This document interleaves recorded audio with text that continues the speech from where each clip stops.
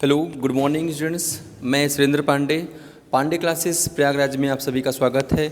आज हम लोग sexual reproduction in flowering plant का अगला लेक्चर रिकॉर्ड करने चल रहे हैं। सो प्लीज़ एक बार फिर से आपका स्वागत अभिनंदन है। आप लोग मेरे वीडियो को एंजॉय करो।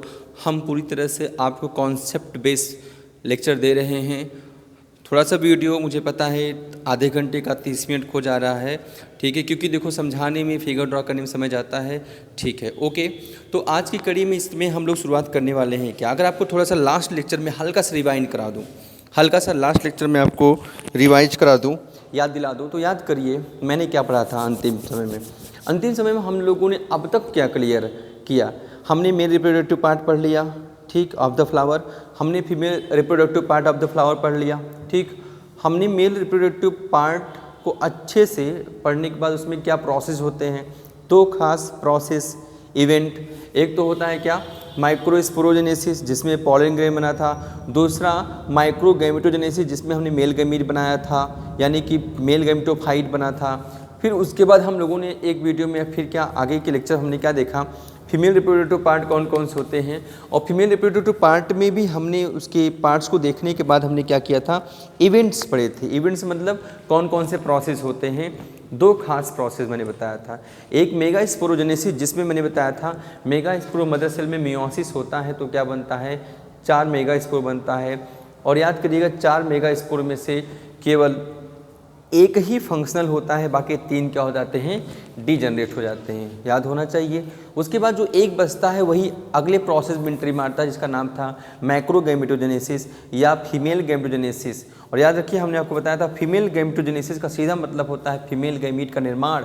लेकिन फीमेल गैमीट का निर्माण कहाँ पर होता है, मेगा स्पोर के अंदर। और उसी मेगा स्पोर को आगे चल कर हम क्या नाम दे देते हैं, एम्ब्रियो सैक अथवा फीमेल गैमेटोफाइट। यहाँ तक की जर्नी आपको अच्छी तरह से मालूम होनी चाहिए। अगर आप तुरंत ही वीडियो देख रहे हैं तो कोई फ़ायदा नहीं है, ठीक। और नीट एक नेशनल एग्ज़ाम है, और नेशनल एग्ज़ाम को रिप्रेजेंट करने के लिए हमें और आपको अच्छे से जुट के काम करना पड़ेगा, ओके। हमें उम्मीद है मेरी बात आप समझ पा रहे हैं। पर्चा फाड़ने वाले ना तो एकदम हट जाओ, नाम केवल करने वाले एकदम हट जाओ। काम करना है तो नीट में आएँ। और मैं आपसे रिक्वेस्ट करता हूं कि अभी जल्द से जल्द जनवरी में एक बैच हमारे यहाँ शुरू हो चुका है, फिर से नई बैचेज आएंगी, लगातार आएंगी। अपने जूनियर्स को सलाह ज़रूर दो, अपने पास पड़ोसियों को ज़रूर सलाह दो, क्या कि भाई 11 12th घर पे बैठने से कुछ नहीं होगा। अगर आप पॉसिबल है तुरंत क्लास 9 से ही बच्चों को बाहर निकालिए, रूम लेकर रह के रहिए और पढ़ाई करिए। कंपटीशन बहुत ज़्यादा है। अगर आपने ये सोचा कि नहीं 9th नहीं 10th नहीं 11 12th के बाद चलेंगे, तो भैया आने के बाद 4 साल लगाओगे आप यहाँ पर। और इसलिए प्री फाउंडेशन के लिए 9 10th ज्वाइन करो हमारे यहाँ आप पांडे क्लासेस प्रयागराज, और 11 12th फाउंडेशन ज्वाइन करें। ऐसा कतई मत करें आप लोग कि हम अब 12th पास करेंगे तब चलेंगे, नहीं, आप अभी से निकलो। अगर आप क्लास 8 से हो, आपके यहाँ कोई क्लास 8 में है, उसको निकालो बाहर। अभी से 9 10 से जुटिए, तब जाकर आप IIT नीट में रैंक लाएंगे। टॉप ग्रेड के स्कूल से आप बीटेक और MBBS करने का आपको सुनहरा मौका मिलेगा। लेकिन कतई मत सोचना कि घर बैठकर कुछ हो पाएगा, ओके, थैंक यू। लेकिन आप मेरी बात ध्यान सुनिएगा, नीट है, NEET is the national exam, और नेशनल एग्जाम को रिप्रेजेंट करना है तो आपको नेशनल लेवल पे आपकी थिंकिंग होनी चाहिए, सीधी बात है। तो आप क्या करें, अपने यहाँ जितने जूनियर हैं, जो भी हैं, बोलो नीट के लिए आएँ, 11th IIT के लिए आएँ, अभी से 11th में ही फाउंडेशन ज्वाइन करें, 12th फाउंडेशन करें, फिर टारगेट में बैठें, तब जाके वो अच्छा नंबर स्कोर कर पाएंगे। और इन सब व्यवस्थाओं के लिए कम फीस में, बहुत कम फीस में स्कूलिंग भी है, याद रखिए स्कूलिंग का भी प्रोसेस हमारे यहाँ व्यवस्था है। आप एक बार आएँ, एक ही कोचिंग में कोचिंग भी करें, और इस स्कूल का भी नाम चलता रहेगा। आपको क्लास लेने की ज़्यादा दिक्कत नहीं पड़ेगी, क्योंकि आपके ही स्कूल का, अपने ही कोचिंग का स्कूल भी, ओके। एक बार फिर से मैं सुरेंद्र पांडे आप सबका स्वागत अभिनंदन करता हूं डियर। चलिए, अगर आप मेरी वीडियो की एंजॉय कर रहे हैं तो ज़रूर एंजॉय करें, क्योंकि हम इसी उम्मीद से आपको यहाँ लेक्चर देते हैं ताकि आप आराम से उसको पढ़ सकें। किसी बच्चे को अगर स्पीड की आवश्यकता है, सपोज करिए कि स्पीड स्लो है मेरे भाई, स्पीड अगर स्लो है तो मैं उन बच्चों को पढ़ा रहा हूँ जिनको आवश्यकता है, जिनको नहीं आ रहा है। और जिनको आता है, रिवीजन कर रहे हो ना भाई, एक काम करो 2x मोड पर आप क्या करिए, स्पीड बढ़ा लीजिए और फिर वीडियो एंजॉय करें, ओके। एक बार मैं वीडियो चेक कर लेता हूँ, फिर आगे बढ़ता हूँ, हमें इसके बाद क्या पढ़ाना है, please one second. Okay okay, all is fine, all is fine, सब कुछ ठीक है भाई। चलिए शुरू करते हैं। ओके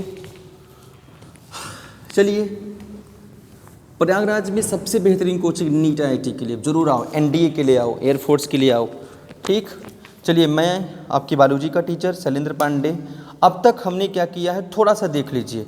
अब तक हमने क्या कर रखा है, याद करेंगे तो ज़रूर आएगा। अगर पिछला कोई फिगर वीडियो देखेंगे तब समझ में आएगा। हमने अब तक ये किया है कि ये पॉलिन ग्रेन है, ठीक है, याद रखिएगा पॉलिन ग्रेन है। ये पॉलिन ग्रेन का एक लेयर है इंटाइन है, ओके, इंटाइन है। ये पॉलिन ग्रेन का एक और लेयर है जिसको हम एग्जाइन कहते हैं, ध्यान सुनते रहिएगा, एग्जाइन कहते हैं। और बीच बीच में यहाँ पर जर्मपोर होता है, जहाँ पर एग्जाइन बहुत पतला होता है या ना के बराबर होता है। याद रखिएगा अंतिम प्रोसेस जब हम लोगों ने पढ़ा था माइक्रोगैमेटोजेनेसिस, जब हम लोगों ने माइक्रोगैमेटोजेनेसिस को पढ़ा, प्रोसेस को पढ़ा, ये प्रोसेस था, सीधी सी बात है। क्या है ये? प्रोसेस है। ये एक क्या है? प्रोसेस है। इस प्रोसेस का परिणाम आप मत भूलना। इस प्रोसेस का परिणाम क्या था? इस प्रोसेस के बाद हमको मिला था एक पॉलिन ग्रेन, लेकिन उस पॉलिन ग्रेन में क्या था? 2 मेल गैमीट, याद होना चाहिए, 2 मेल गैमीट था। इसलिए इस पूरे स्ट्रक्चर को हमने बोला था भैया 2 मेल गैमीट तो बन गया है, अच्छी बात है, लेकिन ये 2 मेल गैमीट अभी भी किसके अंदर था? पॉलिन ग्रेन के अंदर था। तो अब इस पॉलिन ग्रेन का नाम हमने बदल दिया था। हमने कहा इसको पॉलिन ग्रेन नहीं कहेंगे, अब इसको बोलेंगे क्या हम लोग? Male gametophyte. नाम क्या हो जाएगा? मेल गैमीटोफाइट इसका नाम हो जाता है। ओके, वैसे ही अगर हम उस पहलू की बात करें, फीमेल पार्ट की बात करें, तो वहाँ पर इसी से मिलता जुलता प्रोसेस पढ़ा था हम लोगों ने, याद करो लास्ट वीडियो, मैक्रोगैमेटोजेनेसिस हमने पढ़ा था। और मैक्रोगैमेटोजेनेसिस भी एक क्या है बोलिए? सीधी सी बात है, ये भी क्या है? ये भी एक प्रोसेस है। आपके NCERT की बात करें तो उसने कहा इवेंट है, तो इसका भी तो कुछ परिणाम होगा, इसका भी तो कुछ ना कुछ परिणाम होगा। और परिणाम होगा क्या? परिणाम हुआ था, मैंने आपको लास्ट वीडियो में बताया था, रिजल्ट ये था कि हमको मिल गया था फीमेल गैमीट। क्या मिल गया था भैया? Female gamete. हालांकि फीमेल गैमीट एक ही मिला था, और ये फीमेल गैमीट जिसके अंदर था उसका नाम क्या रखा गया था पता है? उसका नाम रखा गया था फीमेल गैमीटोफाइट। एक और एडवांस नाम था, भूलिएगा मत, नाम था एम्ब्रियोसैक। क्या नाम था? एम्ब्रियोसैक नाम दिया गया था। यहाँ तक क्लियर होना चाहिए। तो आप अगर मेरा पहला लेक्चर याद करें तो in my first lecture we have already told, हमने डिस्क्राइब किया है क्या कि हम पढ़ रहे हैं sexual reproduction in flowering plant. तो सीधी सी बात है, we have need of male and female gamete. Yes, हमें मेल गैमीट चाहिए, फीमेल गैमीट चाहिए। क्यों? क्योंकि सेक्सुअल रिप्रोडक्शन की कहानी यही थी कि fusion of male and female gamete means fertilisation. और फर्टिलाइजेशन का रिजल्ट क्या था? समरी याद होना चाहिए। फर्टिलाइजेशन का रिजल्ट क्या था? जाइगोट बनेगा। क्या बनेगा? जाइगोट। ठीक, इसलिए हमने उसी बात को दिमाग में रख कर क्या लिख दिया यहाँ पर कि भैया माइक्रोगैमेटोजेनेसिस में माइक्रोगैमीट यानी मेल गैमीट बन गया था, मैक्रोगैमेटोजेनेसिस में मैक्रोगैमीट यानी फीमेल गैमीट बन गया था। और इस समय हम चूंकि ये गैमीट पॉलिन ग्रेन के अंदर है, लेकिन इसको हम पॉलिन ग्रेन नहीं कहेंगे ना, अब इसको हम बोलेंगे मेल गैमेटोफाइट। वैसे ही अगर हाँ एक फिगर आपको ड्रॉ करके मैं दिखा देता हूँ, भूलिएगा मत कतई। क्यों? हमने कहा था इस प्रकार से स्ट्रक्चर बना था। यहाँ पर याद करिए एंटीपोडल बना था, एंटीपोडल सेल, यहाँ पर सेकेंडरी सेल बना था, और यहीं पर हमने बताया था एग सेल होगा, इसके बगल बगल कौन होगा? सिनर्जिड सेल होगा। इस पूरे स्ट्रक्चर का नाम एम्ब्रियोसैक रखा गया था या फीमेल गैमेटोफाइट। अगर आपको यहाँ तक बातें याद हैं तो हम अब आगे बढ़ेंगे। ओके, तो आप देखिए ध्यान से, ठीक है, हम आगे बढ़ते हैं। अब इसके बाद हमको क्या पढ़ना है? अब इसके बाद हम लोगों को क्या पढ़ना है उसको भी ध्यान देते हैं हम लोग। एक मिनट प्लीज़। ओके, तो अब हमें क्या ध्यान देना है इस पर? जो मैं बोलूँगा बहुत ध्यान से समझने का प्रयास करना, ठीक। इजी है, बहुत इजी है, आसान है, समझ में आ जाएगा, ठीक है। अब बस ध्यान से सुनिए, ठीक। Okay, wait a second, wait a single second, ठीक है, सॉरी। हाँ भैया, चलिए, यहाँ पर जो प्रोसेस आएगा वो क्या आएगा, देखिए। एक बात बहुत इम्पॉर्टेंट है, याद रखना। क्या इम्पॉर्टेंट है? मैं फिगर ड्रॉ कर रहा हूँ, समझने का प्रयास करेंगे तो पूरी कहानी समझ में आ जाएगी। आपको लगता नहीं कि ये स्टिग्मा हो गया, फ्लावर का स्टिग्मा, ये हो गया स्टाइल, ये हो गया स्टाइल, और ये बड़ा सा मैंने ओवरी दिखा दिया, ये हो गया ओवरी। और हम जो हेडिंग पढ़ने जा रहे हैं, जो अगला प्रोसेस पढ़ने जा रहे हैं, उसके लिए मैं आधार बना रहा हूँ, आप लोग समझिए, उसके लिए बेस बना रहे हैं हम।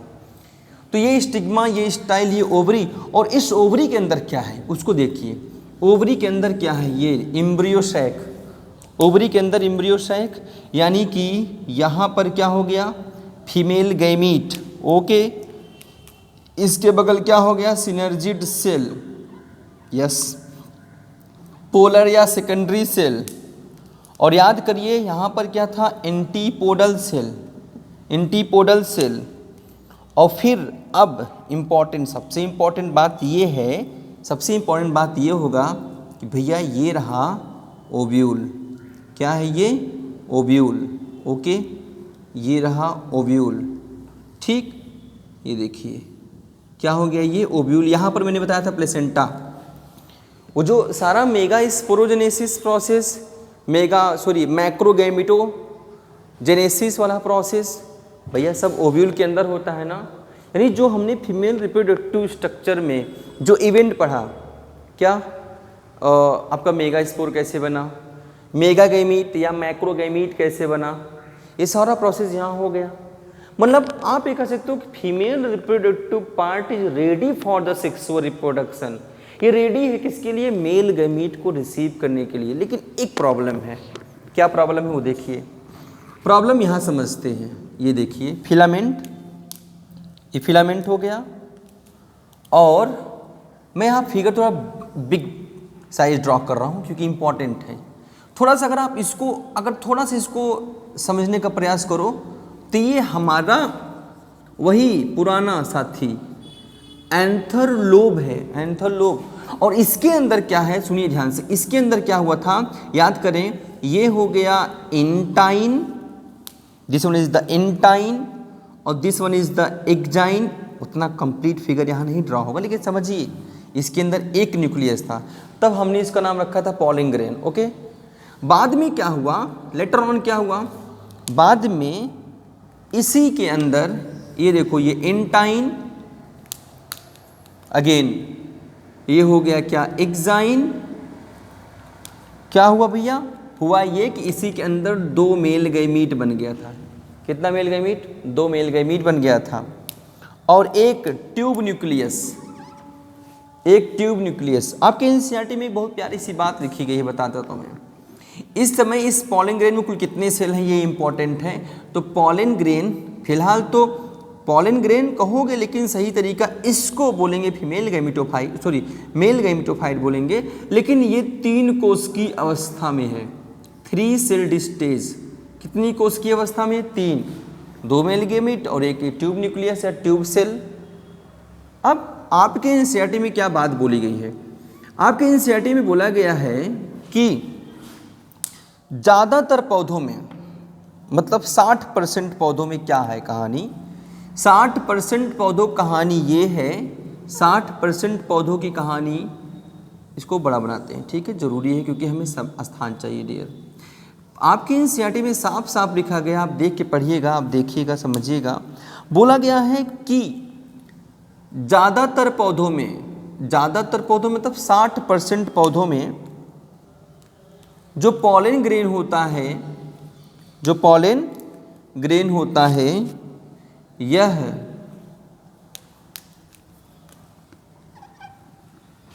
देखो, इसको हटा रहे हैं, थोड़ा कुछ लिखना है। अच्छा जरा बताओ, पॉलन ग्रेन, ये पॉलन ग्रेन कितना सेल है, 2 सेल ना, देखो 2 सेल है, तो हम इसको लिखेंगे क्या, 2 सेल्ड स्टेज। तो ये भी पॉलन ग्रेन है, लेकिन इस पॉलन ग्रेन के अंदर कितने कोशिकाएं हैं? 2 कोशिकाएं हैं। ये भी पॉलन ग्रेन है, ये भी परागकण है, लेकिन इस परागकण के अंदर कितनी कोशिकाएं हैं? 3 कोशिकाएं। अच्छा, इसमें जो 2 कोशिकाएं हैं उनका नाम मैं बता सकता हूँ, नाम बता दें। इस कोशिका को बोलते हैं जनरेटिव सेल, जेनरेटिव सेल बोलेंगे, ओके। और इस कोशिका को बोलते हैं क्या? वेजिटेटिव सेल, वेजिटेटिव सेल का नाम देते हैं। थोड़ा सा अगर राइटिंग छोटा है तो मेरे भाई आपको मैं बोल के बता भी तो रहा हूँ, प्लीज़ आप थोड़ा सा कवर करिए, ठीक। तो ये देखो, तो एक सेल जनरेटिव हो गया, एक हो गया वेजिटेटिव सेल।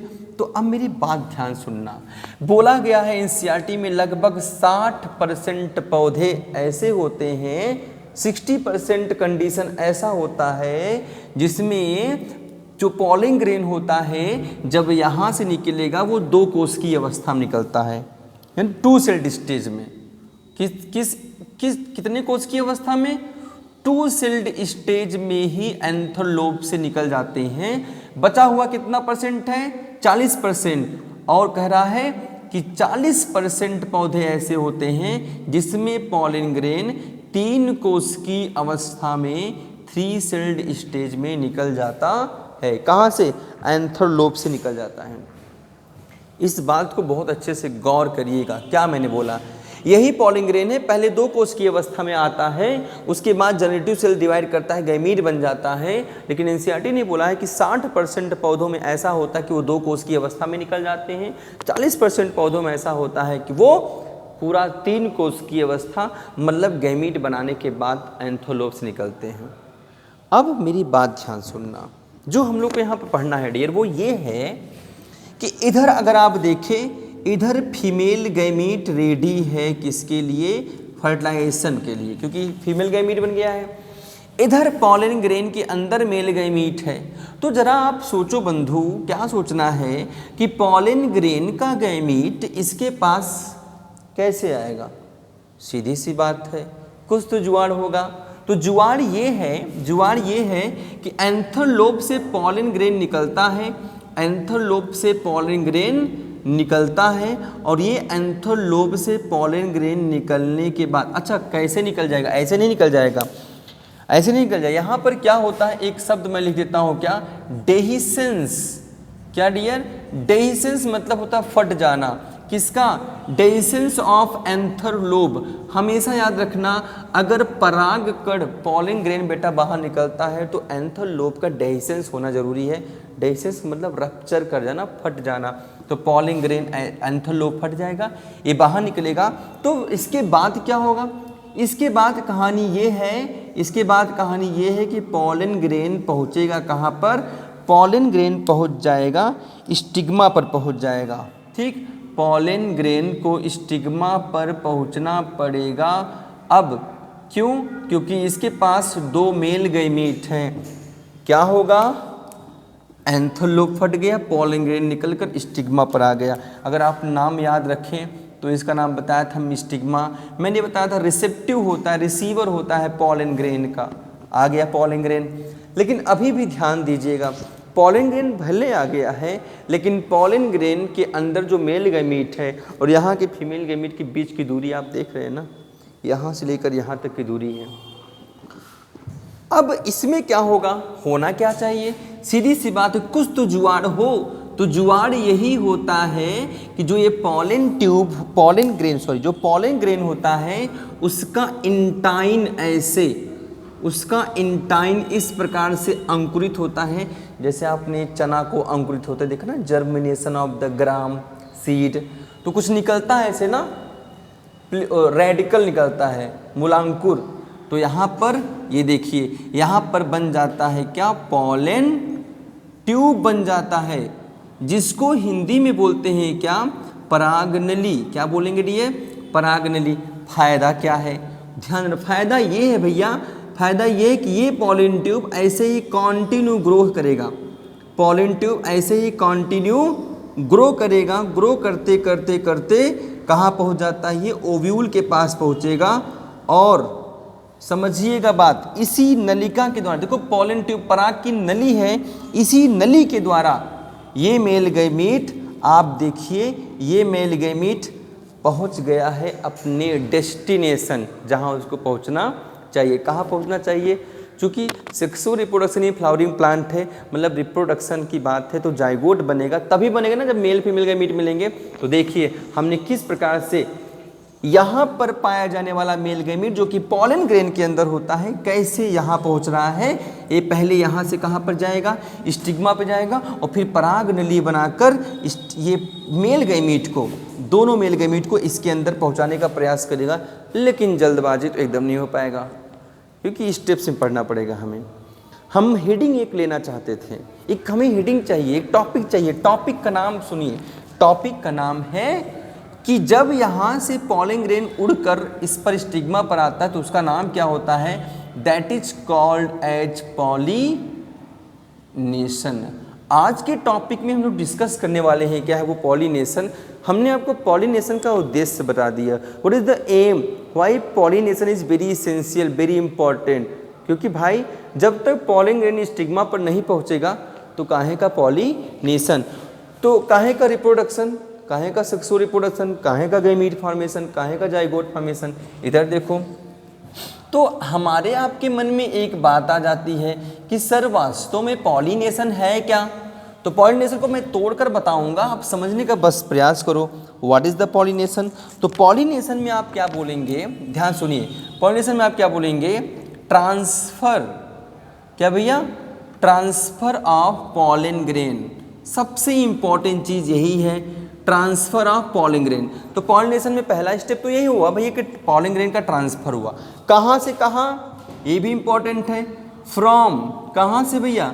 एंथर लोब, बोलिए फ्रॉम एंथर लोब। कहाँ पर? To the stigma, to the stigma ना भैया, एंथर लोब से पॉलन ग्रेन का स्टिग्मा पर ट्रांसफर होना। लेकिन अब कहानी को हम यहीं पर चेंज करेंगे। कहानी को चेंज करें, कहानी यहाँ पे इसलिए चेंज होगा, स्टिग्मा किसका है? उसी फूल का है कि दूसरे फूल का है, लेकिन उसी पेड़ पर है कि दूसरे फूल का स्टिग्मा है जो कि दूसरे पेड़ पर है। हाँ, मैं आपको तरीका समझाऊंगा, आपको लिख देता हूँ, पहले आप समझिए।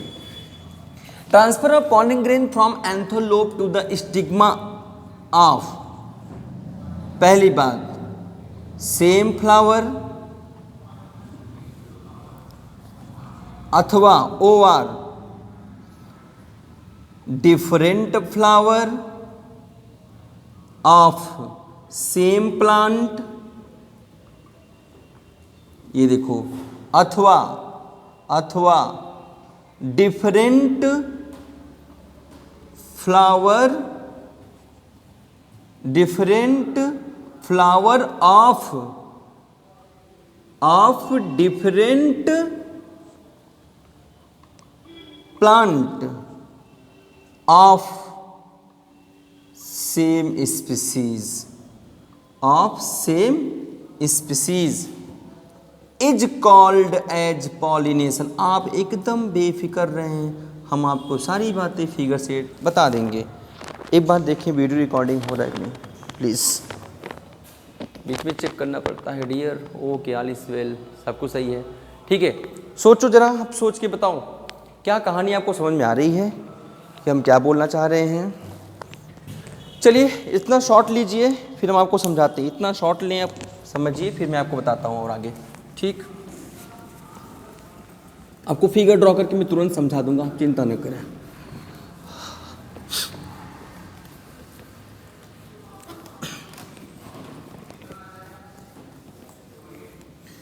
अगर आप लोग को लेक्चर अच्छा लगता है प्लीज़ लाइक करें, चैनल को सब्सक्राइब करवाएं, अपने दोस्तों में शेयर करें। ये चैप्टर मैं पूरा कवर करूँगा, ठीक है, ये चैप्टर मैं पूरा कवर करूँगा। मेरा प्रयास है जल्द से जल्द इस चैप्टर को कवर करें। ओके डियर, तो लेट्स टेक अ ग्लिम्स। मेरी बात बहुत ध्यान सुनिएगा तो कहानी समझ में आ जाएगी। हम यहाँ पे दो प्लांट बनाते हैं, एक प्लांट ये, ठीक, ये दूसरा प्लांट बना देते हैं भैया। लेकिन याद रहे प्लांट जो हम बनाएंगे वो सेम स्पीसीज रहेगा, अलग स्पीसीज नहीं। ये देखो हमने यहाँ 2 प्लांट बनाने का प्रयास किया है, हम जितने फिगर की आवश्यकता है बेटा हम उतने ही बनाएंगे, पूरा नहीं बनाएंगे। चलिए ये मान लीजिए एक आँख तो लीफ दिखा देते हैं, नहीं तो आपको लगेगा कि पेड़ में पत्ती ही नहीं है। ये देखिए, अब ध्यान सुनना, देखो क्या सुनना है आपको, उसको देखिए ध्यान से। क्या ये ठीक, देखिए ये स्टिग्मा है, ध्यान सुनना, स्टिग्मा। ये क्या हो गया, स्टाइल, और ये क्या हो गया, ओवरी। ओके, हमें यहाँ कुछ और समझना है, ठीक है, समझिए। ये हो गया स्टिग्मा, स्टाइल और ovary. Okay okay, same same thing. उसके बाद यहाँ भी बना देते हैं, किधर भी दिखा देते हैं फूल, इस पौधे पर भी फूल दिखा देते हैं। ये देखो,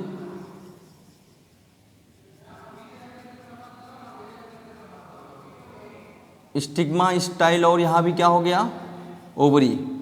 स्टिग्मा, स्टाइल, और यहाँ पर क्या हो गया डियर, ओवरी हो गया। Okay okay fine. एक फूल हमें और बनाना पड़ेगा, एक फ्लावर और बना देते हैं प्लीज़। ये देखो, stigma, style, and this is the ovary. और ये जो मैं फिगर बना रही है हाइपोथैलेमस है, समझिए। चलिए ये हो गया 3 फ्लावर। और सुनिए, एंथर लोब, एंथर लोब सबके पास एंथर लोब तो भैया रहेगा ना, अगर बाइसेक्सुअल फ्लावर तो सबके पास एंथर लोब होगा। मैंने क्या बोला था आपको, ध्यान सुनिएगा। देख भाई, ये जब रप्चर होगा, डेhiscence होगा, तो इसका भी पॉलन ग्रेन निकलेगा। ओके, अब सवाल क्या है कि पॉलन ग्रेन कहाँ जा रहा है। देख भाई, अगर ये पॉलन ग्रेन अपने ही फूल पर आ रहा है, सेम प्लांट सेम फ्लावर, तो क्या हो जाएगा, transfer of pollen grain from anther lobe to the stigma of same flower. ये देखो पहला चीज जहां मैं हैच लगा देता हूं, सेम फ्लावर, तो कहानी क्या होगी।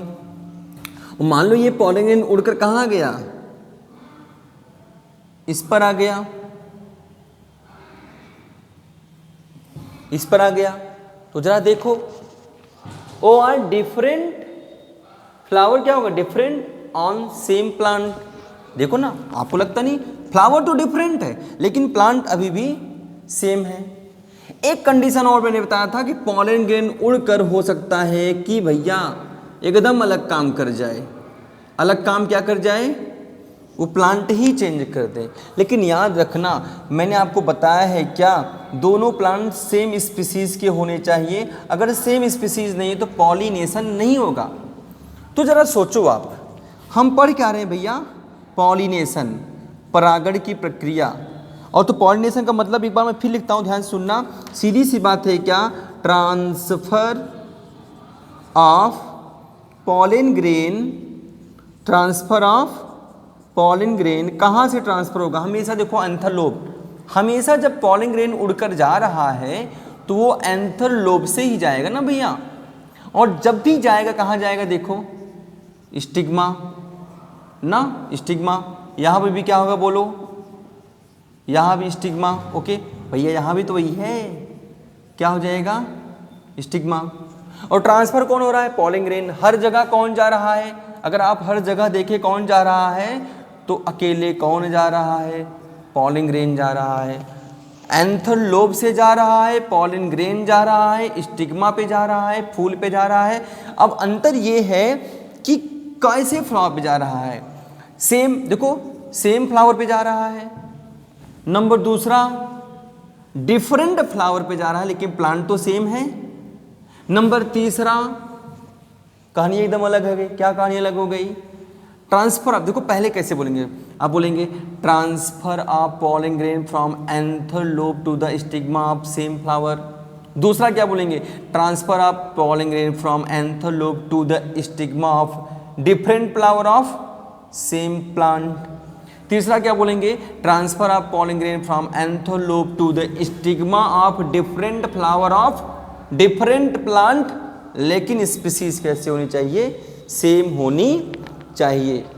तो ऐसी कहानी के लिए आप इस डिफिनेशन को देखो, आपको समझ में आ जाएगा। मैं यहाँ पर लिखने का फिर से प्रयास कर देता हूँ, transfer of pollen grain from anther lobe, from anther lobe किस पे, to the stigma of same flower, different flower of same plant, OR अथवा different flower of different plant. देखो भैया प्लांट डिफरेंट हो सकता है but of same species, species एक ही होनी चाहिए ना, इट्स कॉल्ड एज पॉलिनेशन। ये हमारा हेडिंग है। चलिए अब 1 2 3 को हम क्या बोलते हैं उसको बता देते हैं आपको। जो फर्स्ट सेकंड थर्ड है इसको क्या बोलेंगे हम इसको समझ लेते हैं। पहले का नाम क्या है, दूसरे का नाम क्या है, तीसरे का नाम क्या है, ठीक है। तो हम आपको एक यहाँ पर एक हम आपको देते हैं क्या, टाइप, प्रकार, हेडिंग, कुछ हेडिंग्स हैं। इसको 1 2 3 को 3 हेडिंग बांटा गया है, क्या है कैसे है हम इसको यहाँ लिख दे रहे हैं, प्लीज़ आप देखें।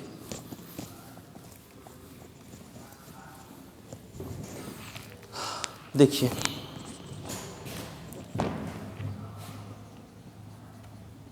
पॉलिनेशन 2 प्रकार का हो जाएगा।